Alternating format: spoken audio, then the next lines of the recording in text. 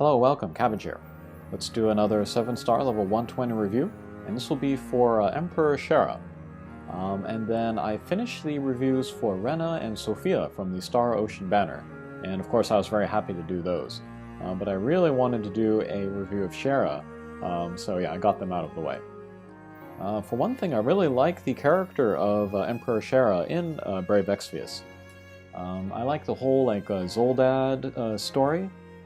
Shera is the son of Soze, the Emperor, and he's been brainwashed. And then Jake, who's another kind of main character, he's the secret older son, but he runs away from home. And then there's Amelia, who's an assassin who is dressed up as a maid. And then she goes around and recruits random guys like Folan. And then there's the side story of Camille, teaming up with Helena to look at the lost history of the elf and dwarf friendship. So all that was pretty cool. And then I also like Larsa from Final Fantasy XII, who's another boy emperor character who's also very cool. But yeah, Shera as a character in Brave Exvius to use, he's very interesting. If you know me, you know that I like support characters that can chain. But Shera is kind of the flip of that. He is a chainer that can support. And he might be the first true one that can do that. And then it's been interesting, I play the global game, but I keep an eye on the JP game. And then for a long time, this Emperor Shera was in the top 5 attacking characters, damage-dealing characters in the game. And I think a lot of that was because of, he can Divine Ruination Chain, and then he came out right after Hyo, who also does that. So they could, chain together. But then Shera also had an imbue, so he could give himself and then his chaining partner the fire element, and then that can really raise your damage. And then on top of all of that, he has a lot of interesting support abilities. So that's probably why they placed him at near the top as far as physical damage dealers. And then he stayed there for some months, but then all of a sudden he dropped near the bottom of the rating. That was pretty recently. I think the truth of him kind of lies somewhere in the middle, and then he'll be good for a certain type of player, maybe not everybody. He is not a top-tier damage dealer. He's not a top-tier support character either. But if you're looking for a competent chainer with some interesting support abilities which can maybe help you with your team composition and your role compression, he might be good for that. So first let's look at what Shera can equip. At level 120 he picks up this ability, Legitimate Heir, where he gets both True Double Hand and True Dual Wield. 100% True Double Hand or 30% True Dual Wield. That is fine, that makes him flexible. But he doesn't have any innate dual wield, so he can't, use 2 weapons without some other skill or equipment. So he does lean towards double hand. And then, he can use all the bladed weapons. He can also use bows and guns, which is kind of interesting. Let's look at those. Bows and guns are cool because there's a lot of those that are two-handed, and then a lot of them have elements and slayers. So here's Killer Bow. This is really good and also underrated weapon, I would say. Lots of slayers and the dark element. If you can make all of that work for you, that'll be really powerful. Also Fierce Bow, I think that's wind. Yeah, wind. And then Cataract, that's water. So yeah, already lots of elemental options for him. And then for guns, I think the strongest two-handed gun with an element is the Linebacker. That has fire. And that's a perfect match for him since he, deals with a lot of fire stuff. And then there's the Toxic Shotgun, which is almost as powerful, but is dark element. So yeah, those are some cool options for Shera. But he gets the greatest buffs from using regular swords. So yeah, I'm using Sword of the Kings right now. I would really like to get Lightning's Super Trustmaster. But yeah, if you wanted to, pair Shera with somebody on your friends list, you can give him, a variety of elements with other swords with elements. So let's look at what we got there. So yeah, Brotherhood from Tita, that's really strong. Lightning Saber, Light from Lightbringer, and who else has good swords? I think Delita has a dark sword, so if you needed that, you could get that. He is still a boy, so he can't wear the heavy armor, but his Trustmaster works with light armor. And thankfully I have the Rider's armor here. That gives a big flat attack boost, so that'll work with his True Double Hand. So yeah, Shera, he is from Zoldaad, and that has everything to do with fire. And then he really specializes in fire. He can raise your team's fire resistance. I think this one will give you 70%. And then he has a cooldown skill, which will give you 100%. I think that's this one. Yeah. So he has good options for the fire resistance. And then if that's the only magic damage coming at you, you could use Shera instead of a magic tank. So that's an option. Also, he can imperil fire. He has two options for that. The stronger one is a single target, this one here. This can be part of a double cast. And yes, I forgot to mention that, but Shera does have the innate double cast, so that makes it easier for him to chain while he is double handing. And then maybe the one of the biggest reasons to use Shera is for his fire imbue. He can do it to himself, and then he can do it for a partner.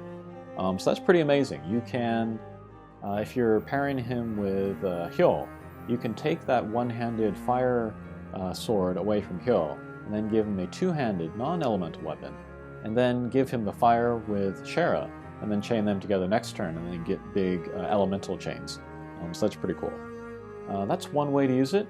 Another way is to put it onto a finisher, like Jake with his Super Trustmaster, or Aranea with Stoss Spear, and then that can also help you set up elemental chains for later. However, if you are not interested in using the imbue and the other kind of support abilities, then maybe Shera would not be the best pick. I think a lot of people, when they are putting two chainers onto their team, they want both chainers to be, as powerful as possible, just so that you can, get the most damage out the fastest way possible. If you put Shera into your team, he has low multipliers, so he's not going to do as much damage. He will still get the multiplier on your pair, so if your Hyo is very powerful, you can still get that 4 times multiplier by pairing him with Shera. But because you'll be doing less damage overall, maybe the fight will take longer.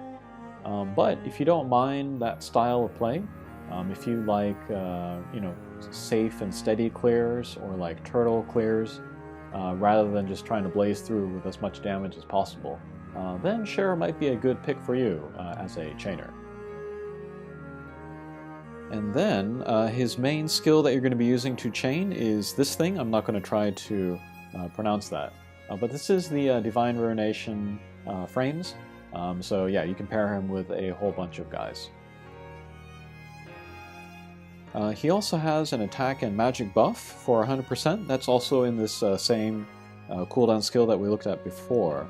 And then he also has a all-party defense and spirit buff. There it is. So yeah, if all you need is 100% buffs, you can use these two skills instead, and then maybe get away without a buffer. And then he also has a bunch of Slayers, which can help him with damage against certain types. Plant, Demon, Dragon. Later with enhancements, he'll also pick up Maneater, so yeah, he'll have maybe like a third of all of the available Slayers, so he'll be pretty good. Okay, next let's talk about Shera's Limit Break, which is the other big reason besides his imbue to want to use him. He does have Entrust, that's one of my favoritist skills, and then his fills up fairly quickly, but his Limit Break is so good that you're probably not going to want to entrust it. And then what this is, it's a little bit of damage, and then a little bit of status effects, and then a little bit of MP recovery, and 40% damage mitigation for 2 turns. That's pretty insane. And then if you compare that to Zargabath's limit break, that's 50% mitigation for 2 turns. But whereas Zargabath's limit break costs 40, which is pretty expensive, Shera costs only 26. That's kind of crazy if you think about it. That's very doable to get up every other turn. I know there are some builds to get up Zargabath's limit break every 2 turns. You could certainly do Shera's then, without as much equipment. But yeah, just to compare, Cradle of Horns, that gives you just 10%. Pod 153 gives you 40%, but that's only physical. Shera's mitigation will cover all damage. Coward Courage, that limited time Trustmaster from that dragon guy, I forget his name, that gives 30%, but it's only physical as well. Rena, she can do 20% magic or 20% all. I think Seaside Nicole, he can do all 3 types, magic or physical or all, but that's only for 30%. And then finally Wilhelm, he has also a limit break mitigation skill that can go up to 54% if you max it out, but that lasts for only 1 turn. And so yeah, a lot of those mitigation options, those are from limited time units or limited time Trustmasters. And then Shera's is quite a bit more affordable than many of those other guys. So yeah, if you had off turns when you don't need chaining, you can use that mitigation because that's good always. Actually, I believe I read somewhere that Brave Frontier, it died eventually just because the mitigation got so high, like even up to 100%, that you could, survive anything if you had the right characters. So that just goes to show you how powerful mitigation can be. But yeah, basically, when you are considering using Shera, you have to decide either between a dedicated chainer, so you can have 2 chainers just at max attack, max damage, or have like a friend max chainer and then like your support chainer in Shera, who will still build up the chains for your other character, but also give you a lot of support stuff on the side. And then also the fire imbue is just so rare.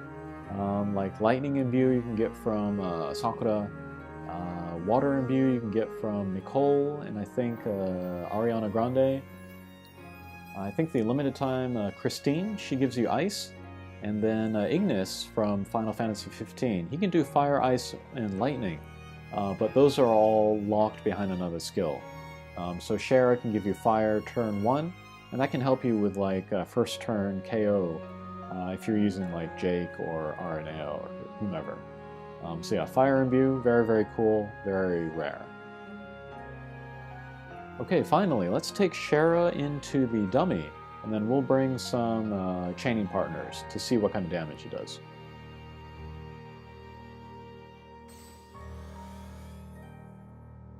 Okay, so here we are in the training dummy. Almost can't see Shera just because he's so short. But let's look at his equipment. This is the best equipment that I think I can give him without giving him the Angel Slayer. But 300% true double hand. We'll give him his Trustmaster, Chosen One. This is pretty good.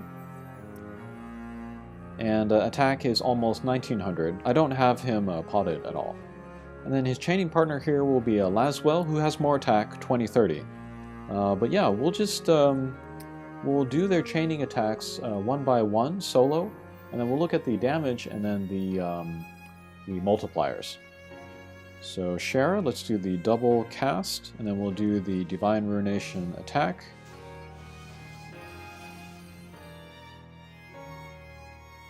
And 2.7, that's fine. And then with Laswell, let's use his Divine Ruination attack. That's Winter's Oblivion.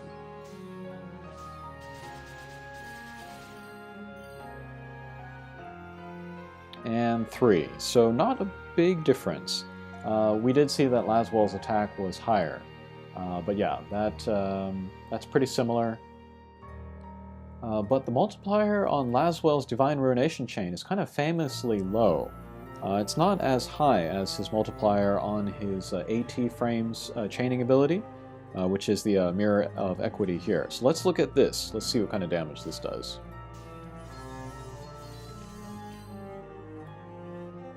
Okay, so 5.3, that's almost twice. So yeah, we can see, how low Emperor Shera's multiplier is on his chaining skill. Okay, finally, let's chain Shera and Laswell together. Let's see if that actually works. Okay, good. 27 chain. And 13 million damage. That's not the top of the top, but pretty darn good. Okay, next, let's use Shera's Imbue. That is available turn 1. So yeah, it'll go into Shera, and then we select another character. Let's do Laswell. And we'll just guard with everybody else. And then next turn, let's do the Elemental Chain. Let's see how much more damage we do.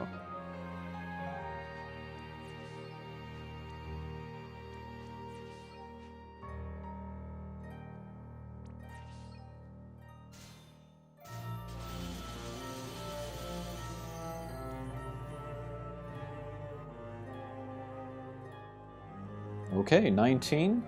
That is a nice improvement there. Okay, finally, let's look at Hyo dual casting his Divine Ruination Chain. And then we'll just compare the damage between him and then Shera and Laswell.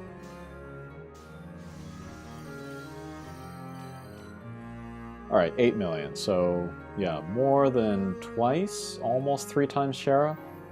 As we can see, Shera is not going to be, a source of damage himself. What he's really there for is just to be the chaining partner for a stronger character, so they can get the 4 times multiplier to their own damage. And then Shera can, do a lot of supportive stuff on the side. So yeah, I'm really excited to have him, and then yeah, maybe this will kind of revitalize my interest in using chainers. Alright, thanks for watching, and we'll see you again. Take care.